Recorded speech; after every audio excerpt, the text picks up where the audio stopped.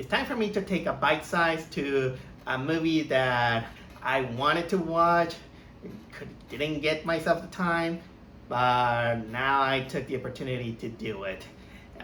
I'm not gonna lie, today was kind of like a day of doing a lot of things. You can tell from my computer, it did have some problems. I solved it for the moment, and actually make right now you're looking at it. I'm rendering the video of my reaction to the latest Nintendo Direct.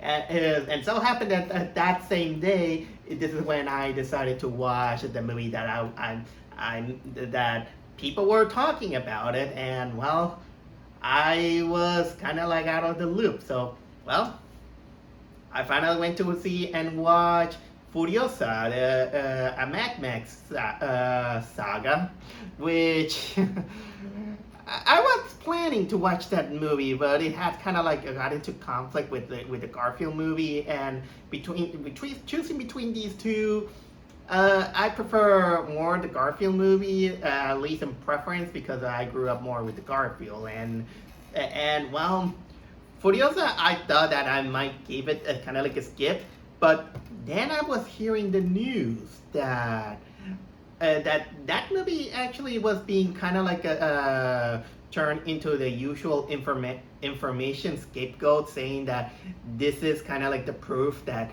movie theaters are dying.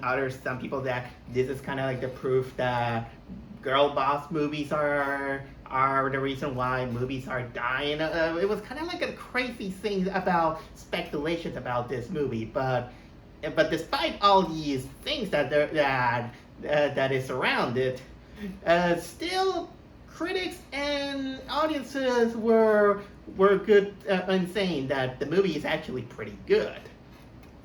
And honestly, considering that this year I had kind of like a string of not very good movies or some that are, well, fine, I decided to check it out. So I kind of toss a coin in my head whether I'm gonna watch Furiosa or The Watchers. The Watchers, I was mostly curious because, well, that is the one directed by Shyamalan's daughter, and I wanted to see how the nepotism work out. But nope, Furiosa won mostly because I wanted to watch at least something good. And right on the get-go, I will say that I'm not exactly 100% familiar with the Mad Max movies, except Fury Road.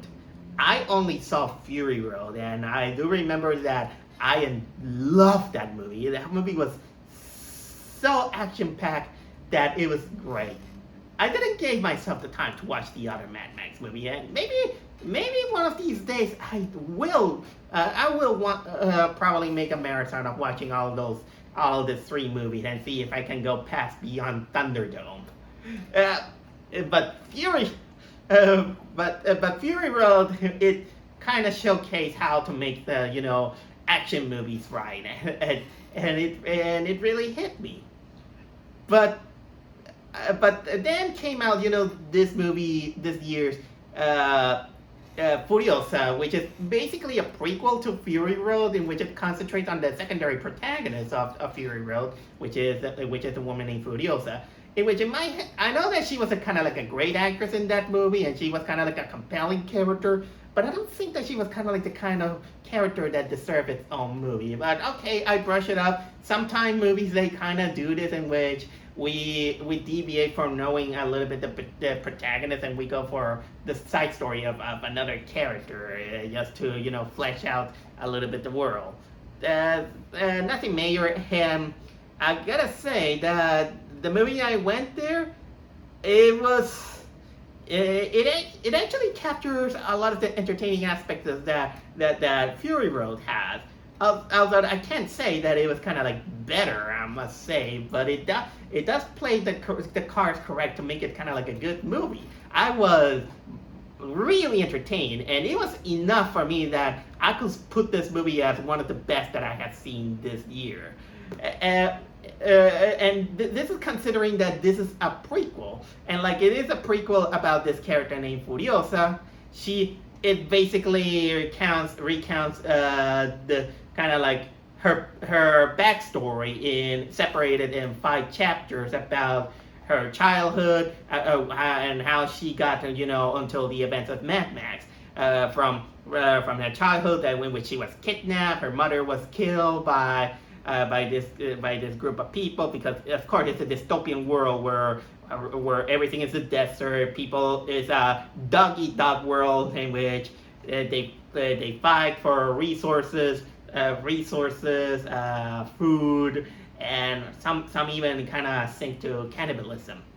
Uh, uh, so we see this character Furiosa going through this ordeal, and then wanting to have her revenge against the guy responsible for the death of her mother, which is this guy called Dementios, played by Chris Hemsworth, and how she joins with the Citadel, which is led by the what was the guy in Immortal Joe, which is the main bad guy from the Fury Road movie.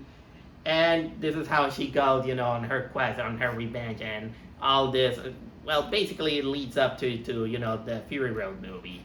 It's basically this kind of like prequel story. If there's something that it is kind of like a typical revenge story, but still well written and enough to make you compel for the character. I will probably nitpick by saying that Furiosa is probably one of the least interesting characters in the movie, even though you root for her. Although because of the whole thing, they paced the movie a little bit too long. This movie is 2 hours 45 minutes, and sometimes you feel like it. Although it does make it up because there's lots of action scenes that it is intriguing, just like the last movie. And this is probably what keeps you a little bit here on the movie. Like I say, it takes kind of like an hour or 45 minutes to finally get our main lead actress, which is Anna Taylor-Joy, playing Furiosa. She's, as far as I can remember, she's not the same actress who played Furiosa in the last movie. And all the other actors, they're doing fine. They're doing their job. Although I do gotta admit that Chris Hemsworth, he was probably the best actor in the movie. He basically was having a lot of fun.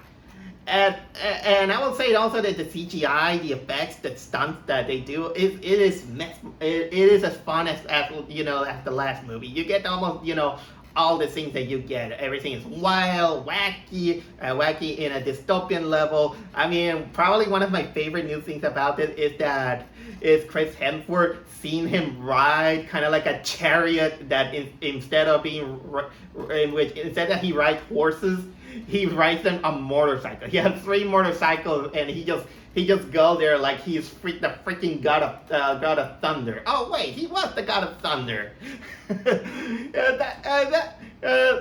And the way he acts, and there is also kind of like a sense of 3-dimensionality to this character, but it doesn't hammer it into your head. Oh yeah, and there's also, of course, the minions of the Citadel, which I always compare them to that they look like Quan Chi. Of course, they still have the gimmick that popularized at the time when Fury Road has, in which they have this habit that whenever they're gonna die for their master, they think that they're gonna go to Valhalla. So in order to prepare for that, they spray their mouth with kind of like a silver color spray, like, and then they kamikaze. I will never forget about that part from Mad Max. Although I do agree that maybe this movie could have benefit if it was kind of like a Mad Max movie. I wouldn't mind seeing more of Mad Max. Even though I don't want to see more. I don't want to know much about the past. We just want to see kind of like a badass hero, something like that. Also, a slight departure to only to center on Furiosa. It wasn't exactly kind of like a bad deal, I would say. If I have to nitpick, also one thing about the movie is that it can get too long, that you might feel like it's gonna get a little bit tiring. I don't exactly remember how long the last movie was, but I never remember being bored. This one also, it doesn't bore you. I wasn't bored during the whole thing. I was basically just enjoying some parts that that I just had kind of like a great time, and I'm glad that the movie kind of caps out with how could I say right at the event of the that starts out Fury Road. I mean, it does that so much that during the ending credits, it shows you clips of Fury Road. I am serious, and people are angry saying that we don't get to see Mad Max. Well, you're gonna see him on the clips. You're gonna see the clips where, well, there's your Mad Max. I mean, you know what? I should watch the other movies, but yeah, I really like it. Not bad. It's a little bit sad that it kind of underperformed on the box office, but honestly, honestly, this was kind of like an enjoyable movie. But seriously, if you're gonna get spend more on the Max lore, let's go back to Mad Max because honestly, I want to see what goes beyond meeting other characters, other parts of the world, and all this stuff. I mean, come on, we gotta go beyond Thunderdome.